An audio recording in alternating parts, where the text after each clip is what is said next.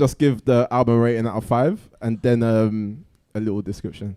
I personally think it's a perfect album, man. It's flawless. Like, you know, What do you give it out of 5? 5 out of 5 easily. You know, because I think with this album, it's like, you know, he found a way of like mixing, you know, different genres together. Like, you know, there's funk, there's folk, there's hip hop, there's jazz, and you know, there's different things all together. So, you know, I feel, you know, this is definitely his best album, and you know, there's not really any other album that comes close to it. Like, I know a lot of people will say GKMC, but I just don't. Good Kid, Mad City. Yeah. You know what's weird is that when I listened to Pimp A Butterfly, like at first, I was like, you know, it grew on me instantly. And I know some people that listen to it on first listen and they literally had to listen to it like 2 or 3 times, but I didn't get that vibe with it. I will give this 5 stars. I'll be honest with you. I don't know, I've fallen off a bit because with Kendrick's latest album, I actually haven't heard a single track off that album. Yeah, am I a real Kendrick fan or you know, more preferential to J. Cole? I don't know. But no, if I was to like give my top 5, going 5 to 1, I would have to say Black Panther, then Unreleased, then Good Kid, to Pimp a Butterfly, number 3, Overly Dedicated, number 2, and Section 80, number 1. Wow. So, yeah. So I left out Good Kid. Good Kid is good, but it's not good enough. Not good for my enough. Top 5. But yeah, what I love about this, it does speak to me personally. You know, you look at Complexions, you look at, what was it called? You look at, there was another track, You Ain't Gotta Lie. You know, sometimes being that kid where you feel like you don't quite fit into the culture and stuff like that. I really think that Kendrick did his best to like represent for the culture. So, you know, when it comes to conscious rap and like guidelines on how to put in a good like tape for conscious rap, yeah, this one definitely sets the standard and definitely is a measuring stick. What do you give the album out of 5 to start off with? 1,000. Oh, okay. I'd give the album 1,000. It got 13 Grammy Nominations. nominees or whatever, and that was tied with Michael Jackson.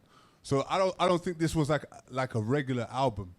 I think this was an album that's probably timeless. And with this album, I think through his story, he touched on multiple points on what it's like to be black in America, but also in a lot of parts of the world. From even having Rhapsody at the end of Complexion to give a woman's insight on what it's like to be beautiful and black. I think it was like the nail in the coffin, touching every single angle. So he did a great job with that, and it definitely inspired me for sure. I do music myself, and it had a big impact on a project that I made after hearing this for the first time. So yeah, I give this like 1,000 out of 10 for sure. Again, and with these albums, our top 3 Kendrick Lamar albums? I'll probably put this one first. Okay. Mothers. I think this one had the biggest impact out of all of these albums. Yeah. Second, probably Section 80. And third, you'd have to put this one, man. The one he just released. I think that was a piece of art. Oh, the Big Steppers. The Big Steppers album. I think that was constructed really well. So, yeah, that's it. It's been me. Hope everyone have a good day, yeah. I don't give anything 5 out of 5. I think the most you can get is 4.9 recurrent. Oh, man, you're one of those guys. There's such thing as perfection, you know, you've got to always strive for a little better. Yeah. But that's as close as you can get to perfection. I think it's up there with, like, Songs in the Key of Life, What's Going On, in, like, one of those kind of seminal all-time albums, to be honest. And I think it's definitely in, like, the top 10 hip-hop albums of all time. And I think you've got to think about when it was made, how it was made. Kendrick went to South Africa to make the album. Yeah. How much dollar cost? That was with a man in South Africa, and it's like him getting out of Compton, going back to Africa, kind of connecting with people, expanding himself. Him being the butterfly, expanding himself, and I think there's a lot of it's multidimensional. It's not just about looking in; it's also about looking at the societies he's in, the people he's hanging about with, like just everything. So. Yeah, 4.9 recurring, as good as it gets. Cool. Well, if you round it up, that's a 5. Personally, I would I would give it a solid 5. A solid 5. It can I only would. go as good. If as good we're as that. doing out of 5, I would. Yeah. And that's because, just like to agree with you, I think it is 100% like a timeless album. And not in a respect that we're going to just listen to it forever, but you're going to listen to it as your ears and your life experience matures. Yeah. Each song will sing to your blackness different depending where you're at in your elevation. And I think if you are yet to experience certain things as a black man or a black woman, you might not listen to certain songs the same. So personally, it is my favorite Kendrick album. These Walls is actually my favorite track. Okay. Because you could look at it as a prison cell, or you could look at it as the inside of a woman. What is her body saying to the relationship with a black man? There's so much in that in itself. But yeah, there's a lot of hidden messages. But I always looked at the title kind of more like, as black people, we've kind of been robbed from the luxury of always knowing how beautiful we are. Yeah. And almost like we've been pimped out a little bit in the society, call that controversial, but we're stepping into a place where we're understanding our freedom. Yeah. Might not see our beauty, but we're understanding our freedom. So yeah, I'd give that a 5. I think out of 5, I'd give it a 5 as well. But obviously, all the fantastic points that have been given. But it's also a matter of fact that when you listen to the album and the narration from start to finish, even as a journey for himself, but in relation to how he sees, let's say, if he's talking about how he hates himself and like how he's having all these different thoughts, to coming through and saying how he loves himself and like we're all gonna be all right, like not just speaking for himself but for the masses, and even speaking from, like, obviously if you know Kendrick and some of his earlier albums, looking at the narration of from where his life was, speaking about his friends, inviting them to the Grammys and being like, oh wow, I want you guys to see this life that I'm living, but also, you know, it's also a curse within itself, having to invite my people, wanting them to share all these glories that I'm having. And when you move forward to that, it's like I'm coming back home. Then you listen to like Institutionalized, which is the one I was talking about. Hello, hi. So my name is Lexi, and out of 5, I give the album a 4.5. I know it might be a bit low. I'm trying not to be too biased because I love Kendrick, like genuinely love Kendrick. To be perfectly honest, when the album first came out years ago, I didn't like it as much as I do now. And I think some of the songs that he released back then I wasn't really that fond of.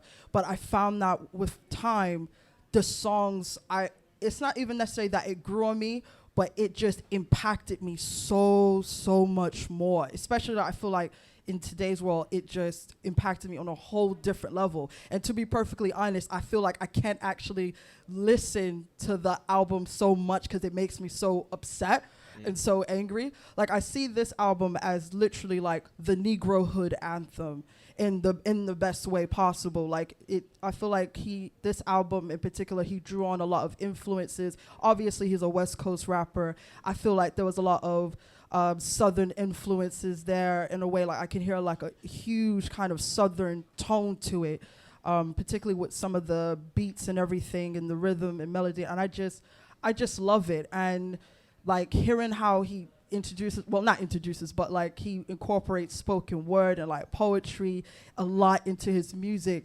It just, I don't know, like it just does something different to me. And I think the reason why I have grown to enjoy this album so much more is because it reminds me back of like how, you know, back then of Crips and Bloods, like they were not formed out of hate, you know, from black man to another black man.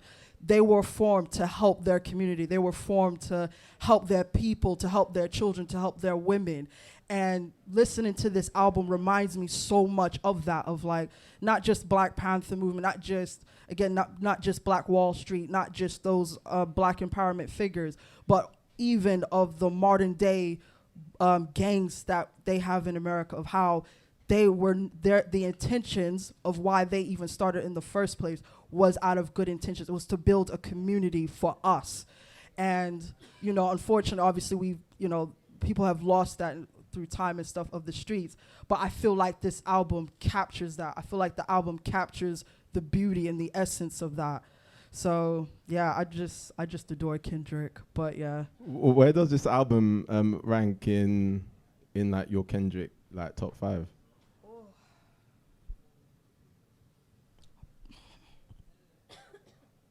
I was about to say 3, but to be fair, it could go for a 2. Could go for a 2. What do you have above it? I love Good Kid, Mad City. Okay, I love Good Kid, Mad City. Okay. So yeah, Cool. but yeah. So yeah, that's me. First and foremost, album is perfect. So I'm assuming you're giving it a 5 I mean, or 4.9 recurring. nah. Perfect. Off the scale at this point. The reason why I love the album is primarily because of how well executed it was. I think it was one thing to be ambitious about wanting to have a concept album. It's another thing to execute it and to hit the nail right there. Kendrick did a lot of research for this album. He went through a lot of work to make this album the quintessential classic album that it is, in terms of gathering the musicians, in terms of the life experiences that he had to pull from, in terms of the sample that he collected for it, and just the sheer length he went to. Like a lot of these songs on here are original songs.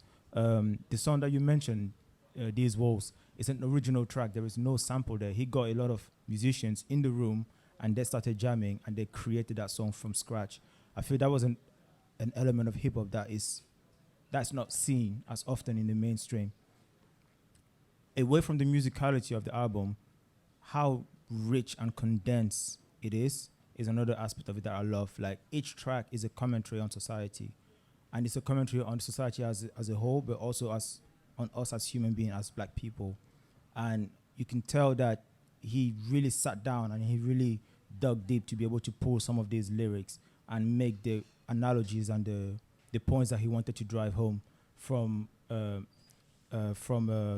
first track all the way to the last track, Mortal Men. Like, it's just so much that you can pull away from it. And the fact that this has been studied in universities and it's been made to have documentaries and think pieces, and people were creating breakdown videos of all the themes that he explored, it's just a testament of how much thought he put into it. And I think the third aspect of why I love the album so much is the impact that he had. Like the fact that I personally saw a revival of jazz, and I started incorporating jazz into my everyday playlist a lot more based on this album. I saw a lot more artists putting live instrumentation into their music. I became an even bigger fan of Rhapsody off of this album. I got to know who Terrence Martin is. I got to know who Kamasi Washington is. All of these people, I wouldn't have found them if it wasn't for this album. And the fact that it became an item for the Black Lives Matter movement, the fact that it was so beautiful cinematographically, like the music video that he released for it, all of these things just made the album grander than life. And I feel like if you want to think about an album that crystallizes where our society is in the past, in the present, and even in the future, based on the commentary that he made, that album would do it for you. I definitely rated a 5 out of 5. Okay. And for me, the track that hits most for me is All Right, because a lot of it was filmed in my hometown in Oakland, California. Okay. So yeah, it definitely touched a part of me, just kind of seeing. It always hits every time you see the Bay Area kind of given praise by somebody so huge as Kendrick Lamar. And when that song came out, Trump was elected not too soon after, and during a protest of us marching in the streets for it against that, somebody played that song out loud, and I cried during the protest, because I was just so scared about what that meant. And unfortunately, this song will always be super relevant. So yeah, it's just my favorite track. So you're from California, right? How has the city viewed the trajectory of Kendrick from the very beginning till now? I mean, the Bay loves LA rappers for sure. And the influence goes back and forth between the Bay and LA all the time. So definitely the love for Kendrick is huge. And I feel almost ashamed that the first time I'm going to see him is actually here. Okay. Yeah. Okay. With the tour that he's going out with now. But yeah, for sure, the love is definitely felt in Oakland. Did people in California like connect to his music immediately, or did it like take time? I mean, like I think someone else said, it's so universal. Yeah. He definitely speaks from every region, just the Black diaspora is completely in Kendrick Lamar's work. Yeah. And I think he definitely makes a point to depict that every time he does an album. So I don't think it's specific to California, honestly. Okay. Yeah. Okay, cool. Hey everyone. I think everyone had really great thoughts and insights, and I guess to add a different lens to it, not being from the Black community, I think it also transcends culture, and it allows other communities to understand what you're feeling as well, which is, I think, quite beautiful in a way, to also connect all of humanity together to solve these social issues that quote unquote divide us. And it's so meta that he takes it out of so many perspectives and zooms so far out that really makes you reflect on things constantly. And he ends it so well with Mortal Man, and how it kind of goes into that real deep chat with Puck, and how they kind of analyze what the future might look like for the generations. And I guess growing up as a kid, you can probably understand that and take that learning and then use that for your own good, and then go from there. Thank you for that. What do you give the album? What do you give the album out of 5? Oh, 5, 100%. 5, yeah? Yeah. Okay, cool. And touching upon the fact, as you said, you're not a part of the Black community, so to speak. As a listener, what do you extract mostly from the album? Is it something which is pertinent directly to the Black community, or do you see it as something which transcends past that? Bit of both, I'd say. Okay. Because he steps in the shoes, which allows you to feel and kind of understand the emotions that he's conveying, but then also the message that he's trying to take on, we got to look past these problems and try to look in ourselves. And I think that's so powerful. And then obviously that's how he's taken on the journeys with the rest of his albums as well. I give... Sorry, is there someone that wants to speak, Liam? I think so.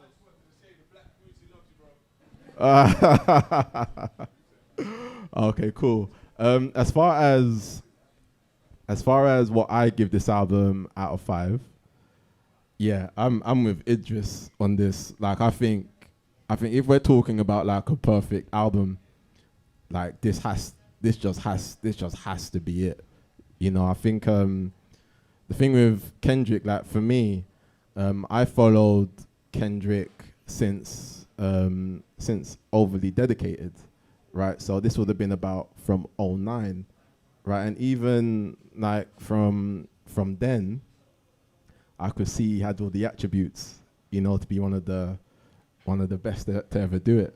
Not to say I'm that guy, but I'm that guy. But nonetheless,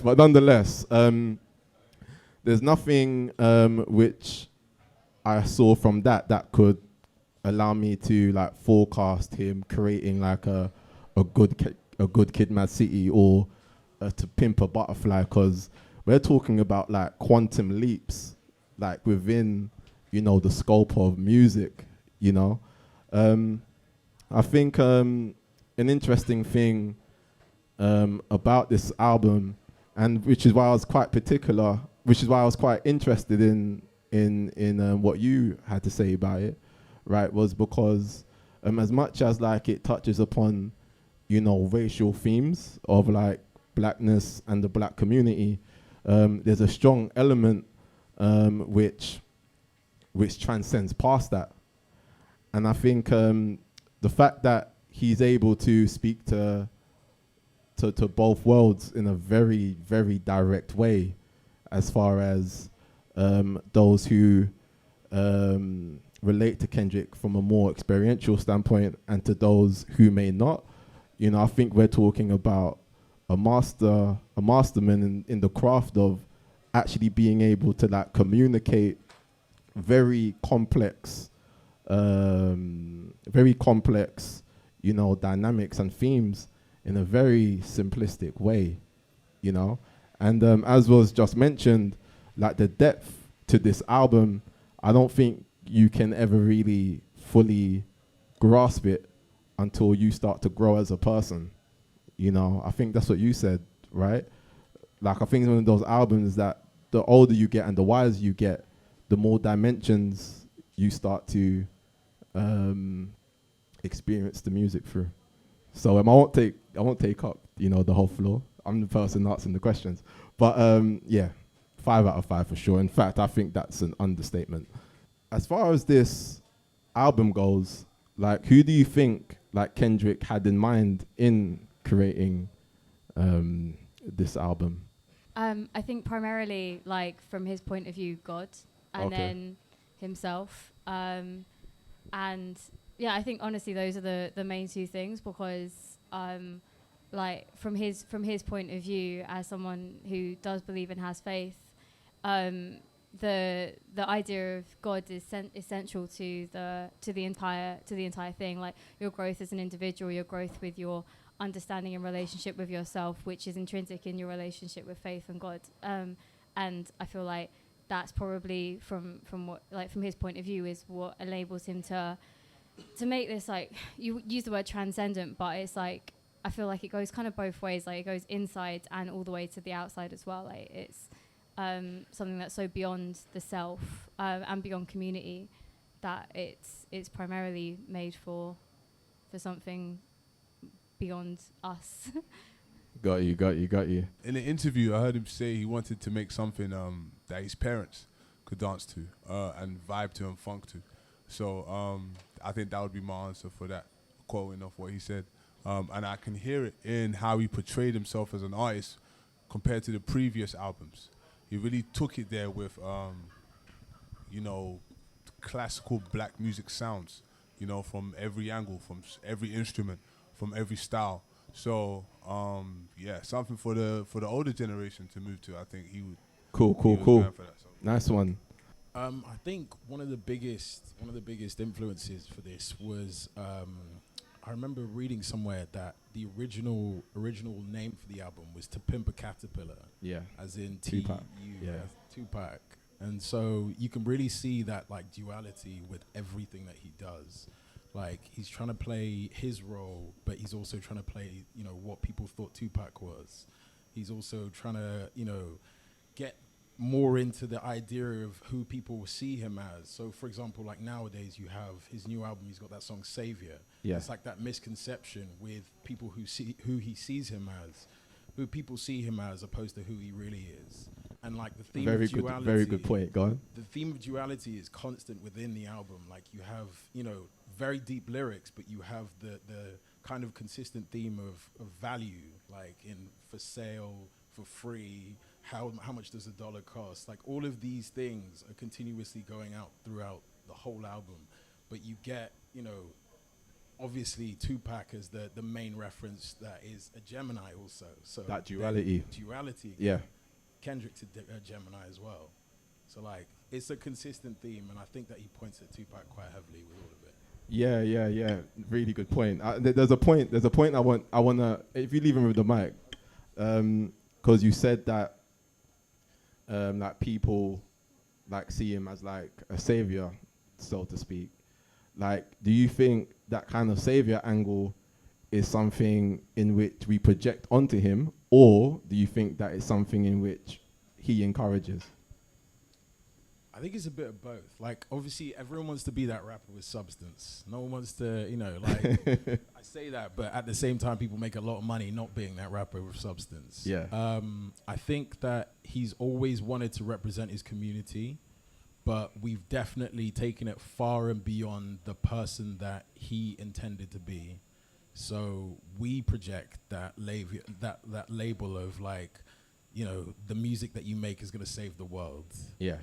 Whereas, like, he kind of wanted to make some music that made some people feel some things and maybe took some people out of dark places, but he didn't want to be the answer to Trump.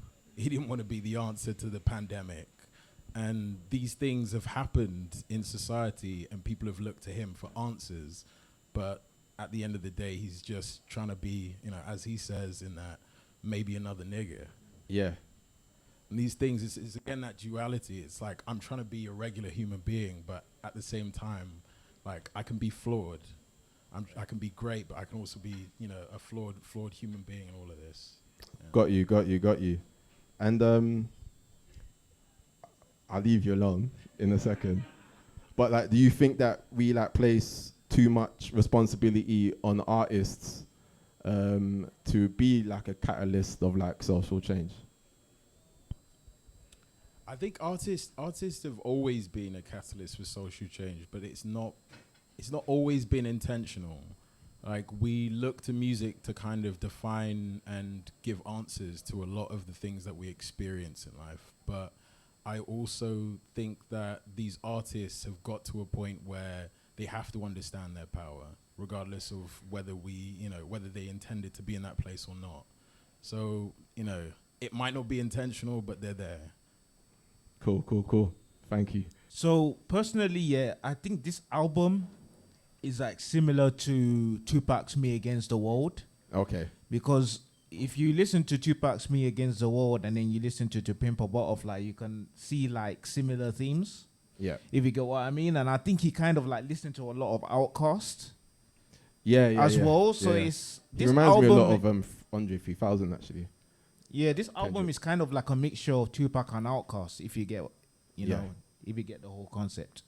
I think everything that people have said I think is accurate, and then it made me reflect on like the other albums he's done, and I almost feel like every album he's sort of ever made has always been a sort of investigation into himself, but it's always investigation into himself in relation to the experiences he's had. So when we talk about his transcendental growth and how he displays that on the album, it's also because he's kind of translating the experiences he's had, and his life experiences are changing. So his relationship with music, his relationship with his family, his relationship with like his interpersonal relationships, as well as wider society, as well as what it means to be like an African American man who's made it out the ghetto, and him sort of exploring all of those like experiences in relation to himself. So I think every album he sort of ever made is continuously sort of interrogating that, and you can sort of definitely see that in his latest album. But yeah, I also didn't get to say it's 5 out of 5, of course. But yeah. all good. I definitely believe that Kendrick, in making this album, he was thinking about himself as part of the society of the black community, but also as a high profile black person. Like, how does he represent the black community, and what does that mean to him? That way of how does he represent himself? Because the themes that he goes through on this album, you can tell that he's going macro by going micro, like by being very specific about the experience that he's going through. He's looking to give you a perspective about the wider issue or the bigger picture. Like when you look at Wesley Theories, for example, that title is so intentional. Everything about this album is so intentional, and that's almost to give you an idea of where he's standing. How does he look at the world? But also he gives you the chance of looking at the world from a different perspective. How does somebody who is homeless and is, looking to get something to eat, how do they see the world? How does the world look like from one of his homies who is on the block 24/7, and then overnight he gets invited to the Grammy where he sees a lot of artists who have loads of money. He may be standing cognitively or the fact that, this is not a place where I can rob somebody, but the mindset that he has been brought into, or the mindset that he grew up with, it's still prevalent. And him being able to humanize those individuals is what I feel Kendrick was having in mind when he was creating this album, perspective. And you were saying earlier how the more mature you get, the better you feel, the better you take on this album. And I feel like that's one thing we can associate like with wisdom. So the more wise you become, is because you've been able to look at life from different perspective and understand that not everything is black and white. There's nuance in life, and that's why this album hits better with people who have just accepted that life is different. It's a collection of different perspective. So yeah, I think if we look at the narrative that he's trying to paint throughout the album, where he starts off with, I remember you was conflicted, misusing your power, your influence for power. Sorry guys, I'm just messing up. We're with you, But don't worry. Thank you. But I feel like if you take that narrative, initially you're like, oh, who is he speaking to? And then you think, oh, he's speaking either to himself or everyone else, but it's kind of a bit of both, where he's reflecting on his own experiences, but as well as saying, you would most likely as well have gone through your own trials and tribulations, through your own journeys in life, and therefore he can articulate what he's gone through, and we can empathize and sympathize with whatever it is in whatever narrative that he's taking us through. I think on this album, he does what every great poet, every great writer, every great storyteller really tries to do. When you mentioned that point about discussing the macro by talking about the micro, that's literally like the 101 thing that you're supposed to do as like a writer. And I think just talking about, even going back to like the name of the albums, like To Pimp a Butterfly, like one of my favorite, and also Jordan mentioned he's like made quantum leaps, so bear with me, there's a connection in these 2 points. One of my favorite, like, I guess, physics theories is obviously like the butterfly effect and like chaos theory, and that sense of a butterfly's wings flapping somewhere can like create a typhoon somewhere else. So that sense of the micro influencing the macro, and when you look at how he sort of discusses all these different events happening, it's almost like they're happening simultaneously, but also they're interconnected. And then going back to like himself is almost like going back to the butterfly, going back to the potential sort of. So yeah, I told you it would connect. Thank you. I wanted to pick back off of what you had said earlier when y'all two were like talking about, is the artist like, are they pinned for being like the savior, or like as the artist, like are they always, is it fair for them to always kind of be seen as the catalyst for social change? And to an extent, I feel like as a true artist, there's a bit of a responsibility there. To an extent, like even if you're not necessarily speaking as an artist on behalf of others, because it's not always about you speaking from the perspective of other people. You're an artist, you're supposed to express yourself. But I feel like through the expression of yourself, through true and genuine expression of yourself, you end up being the catalyst for that social change anyway, because you'll talk about your struggles, your tribulations, your trials, what you go through. And I feel like Kendrick has done that a lot throughout his career, not even just with this album, but in a lot of his albums. And I feel like it's important, and I think this is probably why I love Kendrick so much, but I do think that as an artist who is true to their work and true to the real artistry, it is a bit of responsibility there to express what's real, express what's raw, express what is hard. So even if it's, again, just for yourself and you're talking from yourself, other people can hear that and resonate with that. And again, even like what this gentleman said, like he may not necessarily be a part of, the Black culture, but he can still resonate, find some parts of it that's relatable. So I feel like that is important. But yeah, I just wanted to say that. Cool. Thank you for bringing that up. I'm just going to ask you another question and I'll bring it to you, okay? And in fact, I'm going to ask her a question, but it's also open to anyone who wants to answer it. So what I was gonna go on to before, off the back of our conversation, is that on one of Kendrick's earlier mixtapes, Overly Dedicated, he has a song on it called HLC, which means higher unconsciousness, to where he basically went on to say that he doesn't really drink alcohol. He doesn't need to drink alcohol or smoke weed in order to gain inspiration, right, for his music. In fact, he doesn't even really indulge in those vices anyway, right? Then fast forward 4 or 5 years where he's a superstar. On this album in particular, on the songs You and Alright, he alludes strongly that he has a strong dependency on alcohol, right? Now, what would you say the impact of that newfound sense of responsibility but also celebrity had on him? A lot of pressure. It's a lot of pressure. And I think, again, that goes back to a lot of pressure to be the catalyst for people, to be the catalyst for Black people in particular. It's like this is even how I think of politicians.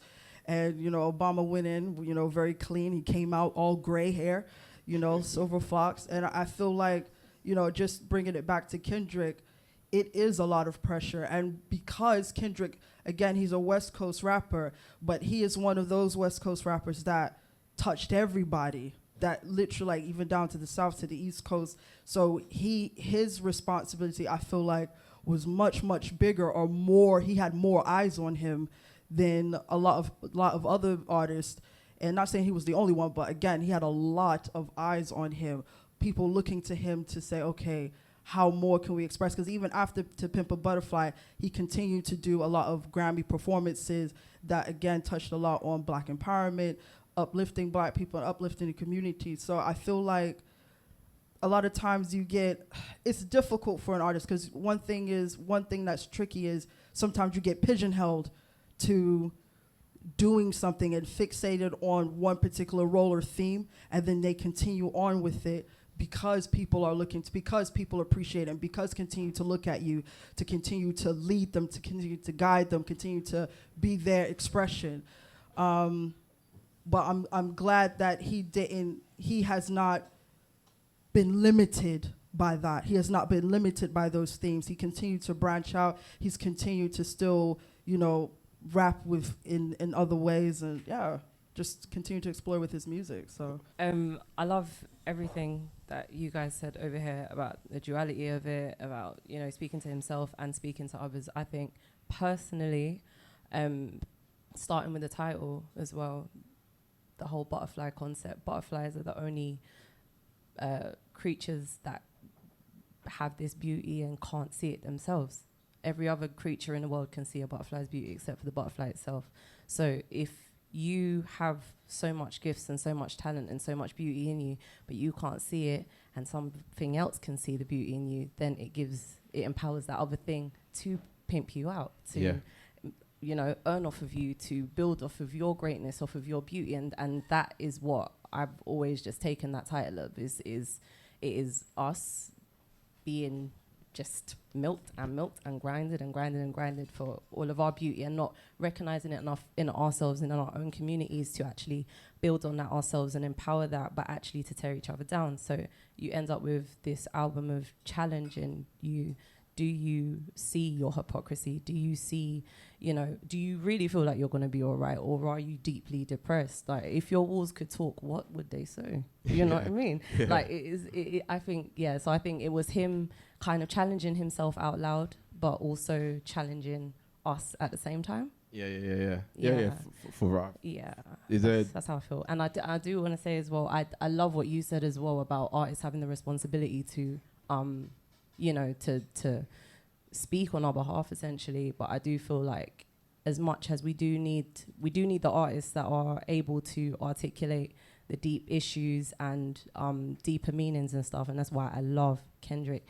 But you equally do need a day off. When life is this heavy, you need a 'cause I'm happy. You know what I mean? You need that moment, and that's why I love this album. So that is why it's my 5-star album, because if I'm feeling really heavy and really frustrated and stressed out, I know what I want to listen to. But most days I need to just be told I'm going to be all right, because we're living in a very dodgy society. Do you know what I mean? To say the least. And I really appreciate that I can get all of that from the album. It's, again, your theme of duality. I really, really love this album. Yeah, I was just thinking about the point that you made about sort of the butterfly, and I was just thinking about how also the butterfly is very fragile. Like, you know, it's very like light, delicate, and you know that can also like lead to like further exploitation, etc. But then going back to your point and thinking about sort of like alcohol abuse, I think there's also like a lot of reference to sort of survivor's guilt that Kendrick has and like, that he's like experienced. And you know, it's one thing to sort of make it out of like the place where you grew up and now you're like at a higher level, but then sort of you bring so much weight with you, and I think that also like reflects on sort of him having to have to turn to sort of other outlets to survive. To cope. Yeah, to cope. Yeah, exactly. Yeah. So cool. I just wanted to pick up on something that a couple people said about him being a representative, him being some kind of spokesperson. I kind of see where people are coming from, but ultimately I feel like he's not a spokesman for anyone other than himself, his own art. And if we can draw stuff from what he's saying, draw stuff from his music, draw stuff from his performances, that's brilliant. But he's an artist first. You know, he's not an elected official. He's not a community leader. He's an artist first. So let's just appreciate him for that, for being an artist. This amazing album with incredible music, incredible lyrics. Yeah. And not necessarily need to put him on this extra pedestal of being some kind of extra representative. Some kind of Superman. Yeah, exactly. I think that, I mean, I'd hate to bring it back to that other guy, you know. Who Kanye? Said George W. Bush doesn't care about black people. When he said that, people, because it was the right thing to say, it was a true comment, but people put him on this level. Oh, he's more than a musician, he's more than an artist, and I just don't feel that works out. Let's just judge him on the music, judge him on what he's doing, but you know, we need to be our own leaders in a way, not necessarily looking for artists to do that for us. 100%. Thank you. Brilliantly said. I wanted to first answer the question that you asked earlier, like in terms of him 5 years ago saying that he doesn't want to be associated with anything that's vice or anything like that, alcohol. Or this was in 2009, so over like 30. Yeah. Then 5 years later on the To Pimp A Butterfly, he is admitting of being he's dealing with alcohol issue essentially, and you kind of wanted to find out how did that happen. I think you touched on that point, the fact that on top of the pressure that it comes from being highly visible, just the sheer survivor's guilt, as you mentioned, but also being reminded by life that you are only human. And I think two experiences on this album drive that home for him. The fact that he was on tour and a few of his homies were killed and he couldn't even attend the funeral. No, he couldn't be there for them. He had to just leave tour and then attend the funeral. And if he wasn't Kendrick Lamar, he probably would have participated in the retaliation that is custom of his neighborhood, or he could have done something else for that. Being limited by that because of his newfound status was something that he probably did not anticipate, and he had to reckon with that and he had to face that. Secondly, his younger sister, 13-year-old, falling pregnant while he is this highly revered figure was also something that he probably wasn't able to deal with properly. So he's become a prisoner of his own success. Yeah, definitely that sense of understanding that life is now different. Life is not how you usually plan it. And on that topic of him being heralded as a savior of the black community, I very much remember Kendrick wanting to position himself into that lane, that sense, that sort of intersection of where he is seen as someone who's going to bring hip hop back, or he's going to be the one that does not fall victim to the trap of society. And he wanted to position himself into on a higher strata than the average rapper. So he did seek a bit of that ability to be a thought leader or some sort of community leader. However, I don't think he understood what that meant, or what it came with, essentially. And I don't think we as a black community understood what that does to the leaders that we place in this position, which is why he made the song Motorman, because it's one thing to build me up to be this figure, but how do you react when I am only human at the end of the day? And I make mistakes. Yeah, do you slay me and throw me to the side? Do you believe in anything that comes my way? And then his thoughts on how sometimes our leaders can be engineered as well by the wider society. Like him talking about Lucy and the fact that, yes, these rappers will come out, they're very hungry, they're very easily impressionable, they can be easily manipulated. You tie them into some deals, you give them the high visibility that comes with it, and then you just cut them down when you're done using them. So, as you mentioned, the sense of the butterfly being easily pimped, him making a commentary about that was also something that I feel like we need to be mindful of, because he's able to articulate so many things that we've seen happen before in the black community. That sense of someone is starting good, and then somewhere along the way something goes on, and they're no longer sticking to the ideal that they started off with. Something usually happens when somebody is propelled into high visibility. He was able to articulate that well. Survivor's guilt is one of them. High visibility and the pressure of the public is another one. But also the challenges of now being in a new environment and not really knowing how to navigate that environment. there's so many traps, and I definitely feel like so many of these things contributed to him changing his lifestyle, changing his mindset, changing his perspective, which is why we get an album like Mr. Morale, where he's almost rebelling against that sense of being a savior, because he understands that in that position he can be easily used to deviate people from the sense of justice or morality. Sure. So, going back to what you said about pedestals, putting people on pedestals, I think one of the biggest problems as humans is we all put people on pedestals: parents, friends, girlfriends, boyfriends, bosses, cousins, etc. And that naturally puts a lot of pressure on people. And if we want to make, I guess, progress, not just as black people, as people in general, maybe we should look to ourselves and not necessarily put people on pedestals. And you mentioned about him wanting to be the spokesperson of, say, the black community. I think we've got to remember that every black experience is quite different. So, for example, as a black working class lad, be a shock. I probably got more in common with a white working class lad than I do with a black upper middle class lad or a black upper class lad, for example. So, if he wanted to be the savior and spokesperson for black people, he can't, because every black person's experience is going to be different. Do you know what I mean? It's not all necessarily about a race issue. It can be a class issue as well. Yeah, 100%. Yeah. No, I wanted to actually respond back to what this gentleman was saying earlier. And I agree. I do agree with what you said in terms of, like, we shouldn't necessarily put people on pedestals, and we shouldn't be looking at artists to be our leaders. At the end of the day, they're there to do their music. They're there to perform and express themselves. They're not there to speak on behalf of everyone else.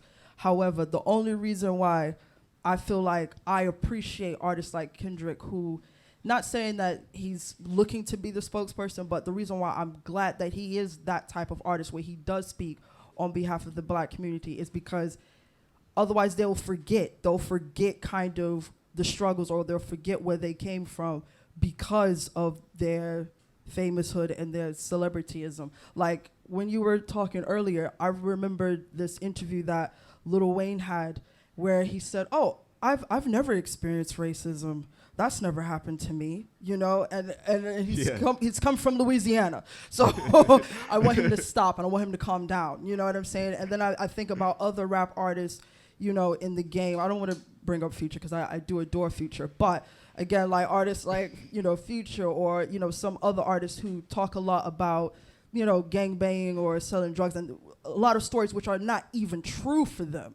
A lot of these, running the streets and all this kind of stuff, which wasn't actually true to their life, but they thought they were speaking to a black audience by, talking about drug dealing. And I feel like that with somebody like Kendrick kind of being, not necessarily, again, not deliberately being the spokesperson, but again, speaking on behalf of these issues, it's like, okay, yeah, we have somebody who's up there, who's looking out for us, who's looking at us, who can sit here and say, okay, yeah, I remember this. I remember struggling through this, and I sit here and I feel you, even though I'm here and I'm on this kind of like, celebrity style. Yeah, pedestal and celebrity style. Like, I'm no different than you. Like, just because I have more money, I'm not better than my black brother or my black sister. So that's why I appreciate that. And it's not necessarily to that we as black people in the community have to look to that person to be for them to be our leader,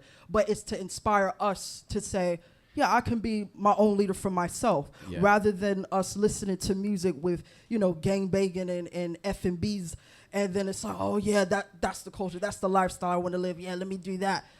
No, or listen to somebody like Lil Wayne saying, no, I've never experienced racism. What are you talking about? It's like, no, what are you talking about? Yeah. Like what really, like, have you been so ingrained into the rap culture and, had so many women and stuff like that come to you from every different continent that you forgot what it was like to be a Negro boy in New Orleans growing up? Like, so yeah, so that's my point. That's it. I just wanted to touch on your earlier point. I think there was a transition from him saying, or not being as heavily involved in like drugs and alcohol, to like that point in this album. If you look at like Good Kid, Mad City, where like the song Swimming Pools, for example, it actually like is like you want to be in a whole swimming pool where you're actually drowning off it. So I feel like you can then understand that trajectory if you listen to his music, because it's quite like he has this storytelling nature throughout all of his albums. But also I feel like there's kind of coming back to that duality, is that he even speaks on his own hypocrisy, where one moment he's like, okay, I am this person and I want to share this vision with everyone. Thank you. But but then another part of it is like, I'm also this other person who I'm not proud of, and I'll tell you these actions of the things that I have done. Like, for example, in These Walls, where he's talking about the girl that he's sleeping with as a retaliation to someone who's in jail. And it's like, yes, I also have my own vices, and I have these other things, these demons, I guess, that I'm battling against. And it kind of helps within the narrative to showcase where he is in that snapshot of time. But just to kind of like touch more so on a bit of what you said, I 100% agree with you on the respect of like, as a black people, we do need to look within ourselves in terms of certain points of elevation. But I do feel like this whole project is actually Kendrick's ego versus soul, and just trying to like, where he has got the consciousness and he knows what he needs to do to elevate, but he's been roped into this lifestyle. The reality is, as any human who's living the life experience and in the education of earth, you are gonna have more battles. The more you learn spiritually, the more you heighten yourself, your consciousness, the harder it is to obtain it. You're gonna get more tests, and it's gonna be like, are you really the person you say you are? So I feel like the whole project is literally him fighting his ego, and you can only really ascend once you kill the ego. And that is an issue amongst black people. I've literally been speaking to my sister, bless her, all week about this, but saying that like black people's biggest hurdle sometimes is not being willing to kill our egos so we can actually elevate in the way that we need to. And we can't put that responsibility to anyone, because sometimes these rappers give us more ego and it takes away from our direct mission on earth. As far as like the album goes, you know, we have the caterpillar, we have the butterfly, we have the cocoon. Like, what does that particular metaphor, how does that metaphor relate to members in this audience more specifically? I understood it to be a symbolism of how capitalism operates, which is devaluing somebody or something and then choosing how to elevate another thing above it and exploiting that dichotomy between who's the oppressed and who's the oppressor. Because I feel like the caterpillar and the butterfly, they're both living organisms. They're both the same animal, the same species essentially, just at two different stages. And one is looked down upon, one is vilified, one is kind of seen as undesirable, and then the other one is seen as the ideal, the beauty, or the one to aspire to be. But they are both the same animals at two different stages of their lives. And the cocoon is that space where you mature, or you evolve, you transition. And the way he was using that analogy was because of how black people as a whole, we are the caterpillars. You know, we are the people who are vilified. We are made to feel like we are the bottom of the barrel.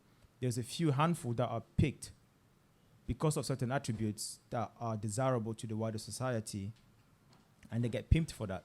Whether it's our beauty, whether it's our intellect, whether it's our artistry, whether it's our, whatever it is, our strength, and we get pimped for those attributes, and then once they're done with us, we get discarded again. Sorry, are you saying black people are in relation to this album? Are you saying they're caterpillars or butterflies? Both. Okay, because got it's you. the same species. Okay. How they are viewed or how they are treated by wider society differs on whether you're categorized as a caterpillar or the butterfly. And one caterpillar can become a butterfly. However, all butterfly will end up being discarded once their prettiness essentially fades away. And also the fact that he uses the analogy is because of how short-lived those animals are. You know, you're only a butterfly for so long until you die, essentially. So that's kind of how I understood that analogy. And what I believe he was trying to get us to understand is that every caterpillar matters. Every caterpillar has value, is worth somebody. And they only need a chance to get into a cocoon so that they can become a butterfly, as opposed to being left to their own devices and only the few become a butterfly. We can all be butterflies if we give each other the space to have a cocoon, essentially. Okay, that's very interesting actually, because I've got like, I've had different feelings towards actually, like more so in relation to what you were saying. Well, you starting off anyway in reference to like capitalism, right? Like, yeah, I saw the cocoon. I saw the cocoon as like an analogy for society, right? And within society, there being particular values, right? And depending on how you relate to those values, as far as self-image goes, determines then how you're able to function within that, right? Yeah. Kind of speaking to what you were saying, Sherelle, regarding that a butterfly can't see its wings or something to that effect. Its own beauty. Exactly. In not being able to actually identify your own beauty makes it more easier for you to be prey for those who are actually envious of you. Yeah. So to speak. Yeah. That's what I got from it. And you're right in that sense. And I think what I was trying to really speak on was the fact that society makes us value the same species or two different stages very differently. And I think the aim should be to remove the binary. Remove the connotations that are attached to each stages of our lives, knowing that we are worth as much as the other person, regardless of where we are in our stages of life. Got you. And understanding as well that capitalism only thrives on making you believe that enjoy whatever you are going through right now for the hope of one day becoming a butterfly. Got you. Once you stop valuing yourself by being the butterfly and you start acknowledging that I am a caterpillar and I should be treated just as well for being because I'm a living human being at the end of the day, then you start being delusioned by all of these, I guess, the trappings of wanting to be a butterfly, because a lot of people do so much to be given that title of being a butterfly, to be that successful person. Or being famous or... Yeah, you will chip a lot of your humanity and you will leave that behind, whether it's family, relationship, happiness, to be seen as that highly desirable person. And I think what Kendrick was commenting on was the fact that you don't need to buy into that, essentially. As a caterpillar, you are worth just as much. And in fact, the more you realize that you are able to essentially grow and be the butterfly on your own terms, as opposed to being the butterfly. Because if you are a butterfly under the control of the society, they will just pimp you, because you became a butterfly under their conditioning. Whereas if you become a butterfly on your own terms, you're free. I guess expanding on parts of Idris's point, for one, like I said, like he said, like the caterpillar and the butterfly are one and the same. I look at it from a micro perspective, as we are born and as we interact with the world from our early years, we're very much like caterpillars, just essentially just feeding and just taking in the world as we are greeted with it. Because the caterpillar just feeds, just eats. So we're just literally just receiving and taking in the world. And I guess some of the negative parts of the world as well as the positive, but most of the negative as well, especially if we are we come dealing with trauma, come from working class backgrounds and some of the ills and perils of having to deal with the world. So that's just essentially that's the caterpillar. It's just taking in everything. It's eating, it's receiving, it's being, and sometimes we take in trauma that we don't necessarily realize is trauma until later down the line. So that's when the cocoon aspect comes in. It's like we're getting to that point where we have the metamorphosis is it's that sticking point of, okay, there's the growth that has to occur now, you know, and it's, I guess, you know, it's, you've taken in so much of the world, but there's the change that happens. Is when you're in the cocoon, it's where the change happens, and then when you become the butterfly, it's the beauty of it. It's, so, you know, if you look at our own lives, the growing and the unlearning that we do when we become older, when we realize that a lot of the habits that we've learned as we were younger, some of the negative, you know, stereotypes that we've learned as we were younger, some of the we have to unlearn, and we have to strip them, and I guess we leave that in the cocoon, and when we grow and become the butterfly, it's the beauty, it's the learning that we've done, the appreciation that we have for our experiences that have made us into the creatures that we are now. And, you know, we admire the beauty of the butterfly. It is us now, you know, the people that have been butterflies before us, we look at them and be like, okay, there's something to behold in that.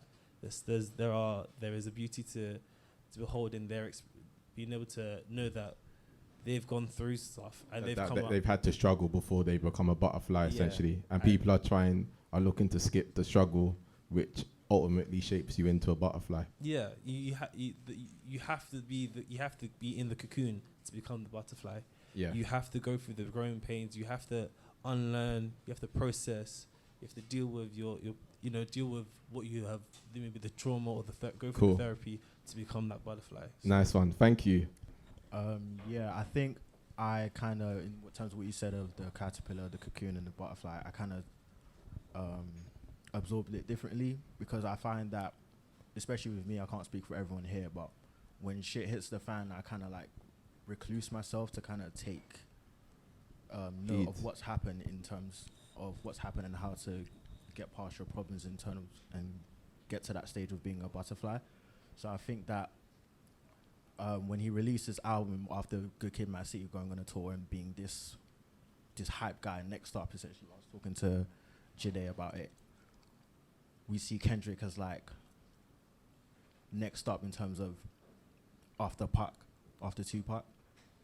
So I think this album is kind of like him coming to terms with everything that he's gone through after being on that high, that mountain of Good Kid, Mad City, and then reclusing into the cocoon to kind of like figure out what's going on and like how to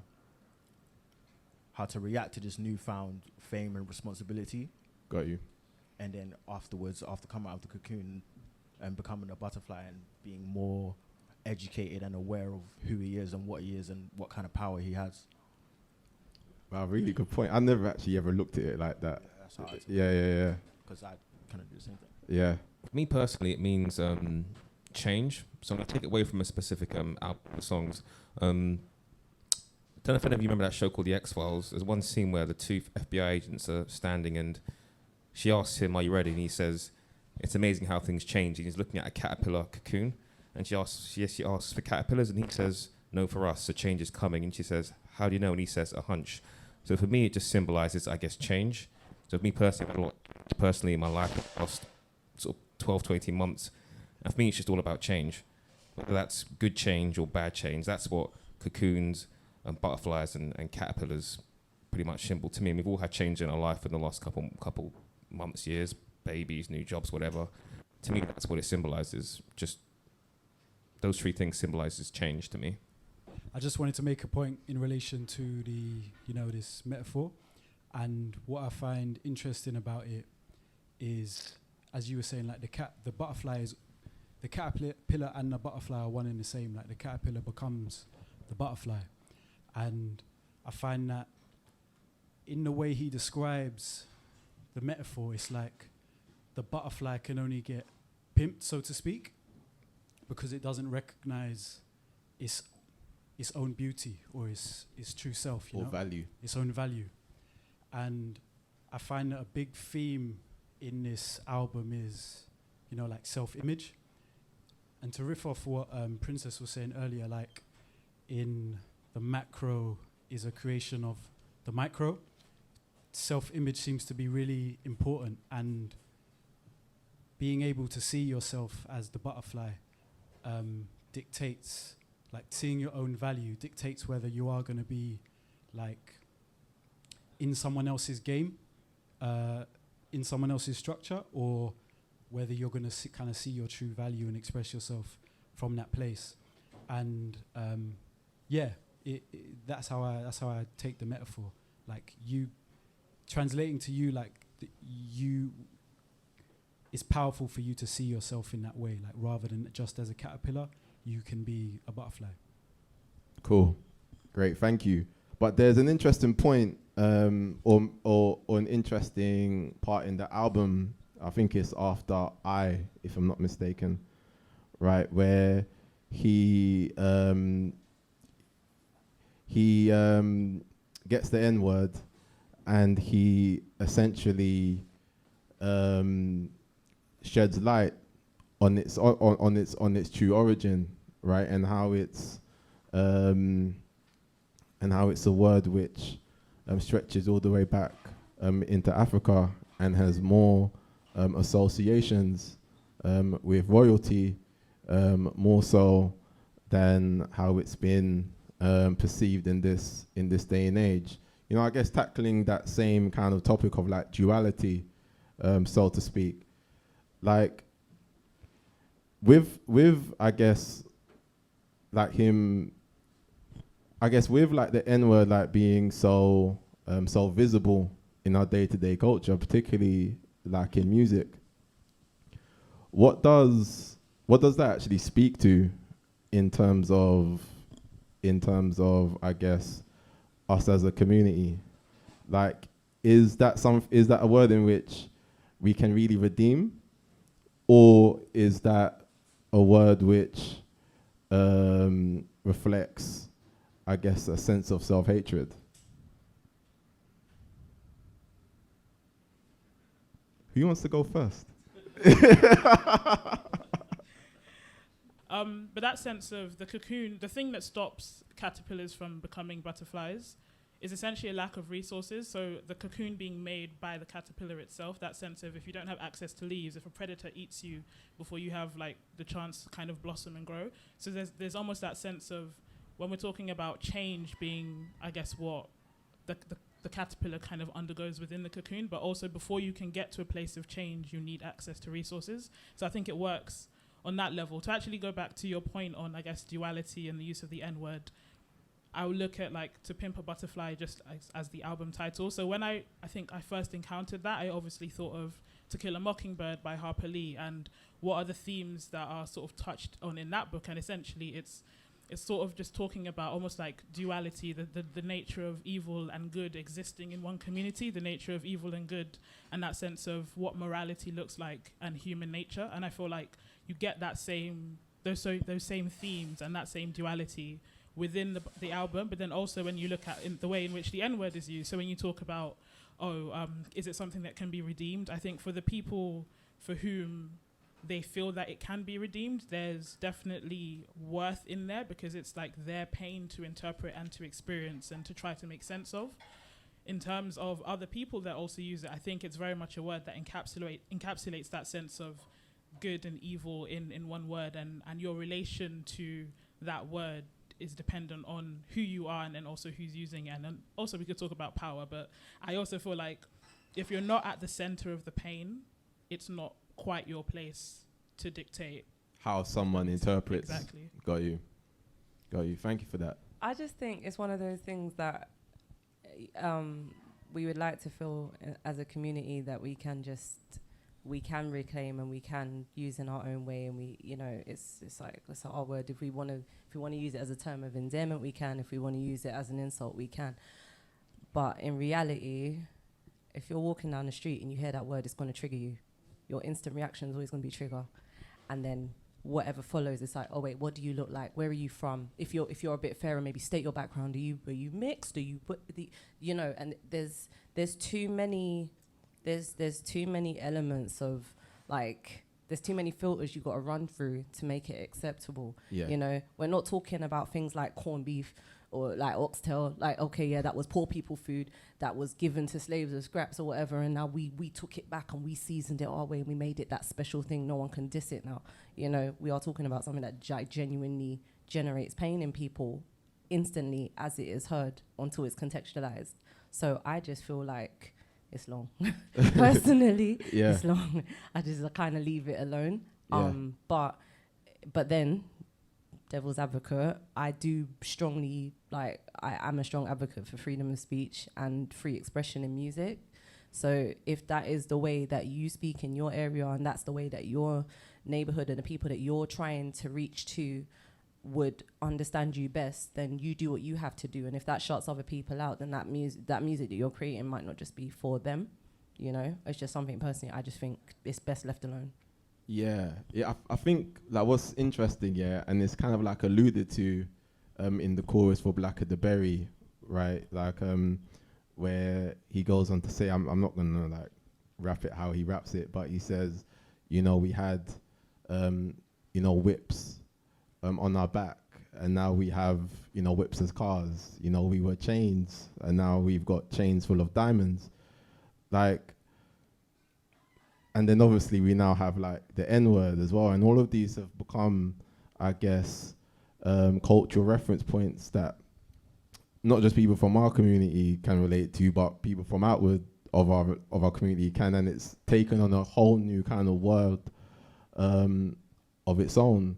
Like, does that kind of like speak to, I guess, finding a comfort zone in oppression, or is that trying to fight one's way out of oppression? Like I said, I just think it's too messy. Yeah. Like, I went. I don't even know if I want you to film this. I went to a Jay-Z concert once, right? And obviously Jay-Z, nigga what? Nigga who? Yeah. So Jay says, big O2 arena, Jay's like, right, this side of the room is going to be nigga what? This side of the room is going to be nigga who? I'm the only black person in my row. So I'm now surrounded by no one who looks like me screaming out, nigga what, nigga who. I felt weird. Yeah. Like, it's like, oh, we choosing violence on the train. Do you know what I mean? Because like it's like, but it's contextual now. We're in the concert. It's okay. It's fine. We're just expressing ourselves. But I don't like this. This doesn't make me feel good. Do you know what I mean? But then if I was in my bedroom with a couple of my homies singing together, that might be a vibe. That's why I say I just feel like it's too messy. It instantly triggers you wherever you are, whenever you hear it, until you have context. Yeah. So it's long. Yeah. So just live short, happy. Do you know what I mean? Just choose short, nice words. Like, just leave it alone. My brother, my sister, my babes, my beauty, my darling, whatever. Don't come at me, man. Yo. Yeah. Don't do it. Hear you. Yeah. Thank you for that. My point is just basically like piggybacking off of that is, I think as a community, there's a community within the community that are very selective. You see them online, and there's the sometime-ish like, you know what, this person can get away with saying something because they got a black card. They're from the neighborhood. They can come to the cookout. Like, there are certain passes that I think that are made within the community off of experience. And I do find like, in my experiences of going to the States specifically, I find that the experience of how the N-word is used in the States is very different to how it's used in the UK. If you have mandem, I have seen mandem like get into big fights because one day someone who wasn't black got very comfortable and dropped the N-bomb. This person's fought with them, done road with them, but the minute they got too comfortable, they held licks. However, in the States, I have seen, and I know people who've said, well, yeah, like they've grown up in the projects like us, they've had the same experiences of us, so that's my, like, and just drop the word casually. So I feel like we're all fighting very different fights when it comes to that word, and we will never win. Like, I just feel like we're not gonna win because now there's a glamour side of it that is used for music, where that same Watch the Throne concert, the mosh pit opened up. It was me, my friend, and literally all of the N-bombs. And I'm like, oh, I'm so mad. But I'm going to just sing the song so I don't ruin my experience of this show. because the reality is, they stood on stage, Kanye and Jay stood on stage and said, you guys have permission to use this word today, but don't use it outside of this context. So it's one of those words, I personally feel like it's losing the weight that it holds, but it still holds weight. Got you. I think the question was, what are our thoughts on the word nigger, I'm guessing? Is that the question? Well, if you want to put it bluntly. Cool, fine. Yeah. I'm a very blunt guy. My friend will tell you I'm as blunt as fuck. But, so my view on the word is simply just this. I mean, like the lovely lady over there, I believe in freedom of speech. People just say whatever they want. You know, people want to say the N word. Personally, I mean, they can because it's free speech. They want to say the other racial terms as well. But I think as a community, sometimes we're knee deep in hypocrisy. So, for example, he gets so upset if someone says the word nigger, but then if they're white, but if they're black, we kind of sort of give them a pass to it. And I think either the word's going to be bad in all contexts, it's going to be good in all contexts. You can't say, oh, this person is this color, they can say the word. This person not this color, they can't say the word. Either it's all bad or it's all good. Experience of mine, I used to work in a supermarket, got into an argument with a customer who was black, and he called me a nigger, and no one cared. And I thought to myself, if that guy was white, what would the reaction be? I said to a lady, I said, excuse me, if he was white, what would your reaction be? And she couldn't answer the question. So either anyone can use the word or no one can use it. But it's about context. If someone says to me, what's up, my nigger, black, white, Asian, I don't really give two shits. If it's like, oh, you fucking nigger, it's like, right, mate, calm down there a bit, son. Do you know what I mean? So I think it depends on the context, but I don't think it should be, you're black, you can say this, you're white, you can't say this, you're Asian, you can't say this. I mean, either everyone says it or no one says it. Got you. Thank you for that. To kind of link with some of the points that the lady said over there, I think the way I see the word is one in its commercialization now, but also as it has developed as a caricature. So, for one, the word has become so commercialized to the point where it's like, so when, you know, the common scenario of like someone who's not white, someone who's not black wanting to say it, it's like, oh, but this person said it on this song, so I want to say it because I heard it on this song and I like this song. And why can't I say it? Why can't I say it? And it's because the word has become so commercialized and become so popular within, like, you know, popular culture, popular like language. It's kind of like, I want to be able to say it too because it's here and it's cool. It's like it's become so commercialized. You think of the word and you think there's dollar signs or pound signs attached to it, you know, and then the N word as a caricature, like it has become, you know, the stereotypes of the stereotypical N word, you know, how the person, it was weaponized, and now when we think about it now, how it refers to, like, you know, the lesser qualities of a black man, all amalgamated into one walking representation, you know, someone who isn't educated, or someone who is from a working class background, or hypersexualized, someone who's ignorant, someone who is indulgent, someone who is frivolous with wealth. Like, it's the negative connotations all amalgamated into one physical representation, and how that has now been, or archetype, and how that has been co-opted, and now that is now used as a weapon against, you know, a black person, if a non-black person was to use it. So it's a difficult situation when you talk about trying to reclaim the word, because as much as, yes, I agree with some of the points that's been said, there's also these two new battlegrounds of where it's like, okay, how do you reclaim a word that has been become so demonized, one, and two, that has like the value in just throwing it 5 times in a verse, and now, you know, it's so catchy and everyone wants to sing it. Like, these are two new battlegrounds you have to navigate. Like, how do you do that in a realistic sense? Cool. Thank you. I feel like I have like a tapestry of thoughts. I don't quite know which thread to pick on. I think to address your point over there, why is it okay for a black person to say it and it's not okay for a white person to say it? If it's wrong, then it should be wrong for all. I think what we're not or shouldn't at least do is sit here and pretend like we live in some ahistorical bubble where words don't have historical connotations, words don't have meanings, and words don't have associations.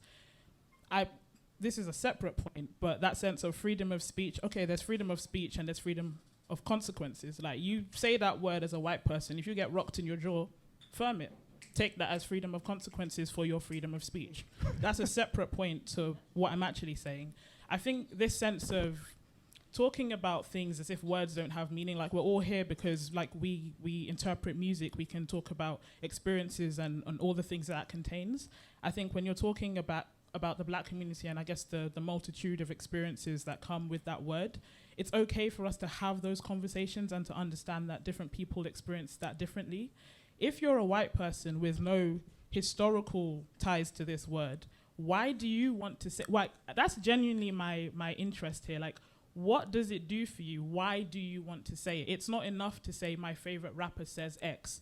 You are aware in this modern age, Google is free, that this word has historical connotations. This word has people who say it, has people that don't. You frankly do not look like one of the people that even has jurisdiction to be discussing whether or not they should be saying this word. So as I said, freedom of speech, freedom of consequences. And that's me on that. I also wanted to point out the fact that words, there's always a power dynamic that sometimes people ignore about certain things. Like somebody being in a different level of power or status within society and the understood hierarchy will have different meanings. If someone is rich and he looks at you and he say you're poor and you can feel the venom behind that word poor, you're going to internalize it or you're going to feel something different about that word. Very great point, go on. So I feel like sometimes context is very important, but also we can't forget the power dynamic that is involved in those interactions. And it would be great if we can be like everybody can use it or nobody can use it, but society is not at the level where everyone is on the same playing field. And I feel like the same way that the Jewish community is able to penalize somebody or decide how they want that word or interactions towards them to be felt, we should have some level of control on how we are referred to and we are treated by communities outside of our own. Idris, you're going to get us banned on YouTube, man. I'm playing, continue. So I feel like for that words to be discussed, there's a lot of understanding of the racial connotation, the historical context, and the power dynamics that comes with it. Within us, we can debate on the rights and wrongs of that words. Outside of us right now, I don't really see anyone else's opinion being as valid in their input of whether they should say the word or not. Honestly, as Prince has said, freedom of speech, freedom of consequences. If you're around me, I don't care how long we've grown up together, if you utter that word, you receive the consequence that comes with it. If you're not black. If you're black and you're saying it with venom, I would deal with you in a different way. But outside of that, there's that sense when you have internal differences with your brother, you can beef your brother, but if someone else gets to intervene in that, they don't have the say. And you can both line up and essentially deal with that person. I feel like that's kind of where we are in the community. We do have our internal differences. We can debate about the validity of these words or whether we should still use it, but it would be a mistake for us to allow everyone else to participate in that conversation when we're not on the same page. The word is poison. In my view, if you look at it, hip-hop is historically an African-American culture, yeah? And look at who called African-Americans that word and why they called them that word. They called them that word to rob them of to rob us, not them, to rob us all black people, of our humanity, to point to the worst aspects, the worst lies and stereotypes they can think about black people and put it into this word. And listen, if a white person sells you poison, it's poison. And in my view, if I'm selling you poison, it's still poison. And I just would prefer that we just define ourselves by our own words, not the words of our oppressors. That's my view. Oh God, that would open a can of worms. Very great point. I think we're gonna leave it there. You know, bloody hell, man. Bloody hell. No, thank you so much, man. That was such a brilliant. Discussion. Oftentimes, you know, myself and Liam, you know, we kind of brainstorm some themes or questions, you know, of how we kind of want to frame these events, but it always just kind of takes, you know, a life of its own, and you know, that's very much the beauty, you know, of us being able to come together and discuss, you know, not just the music, so to speak, but also the broader emotional elements in which these albums, you know, touch upon.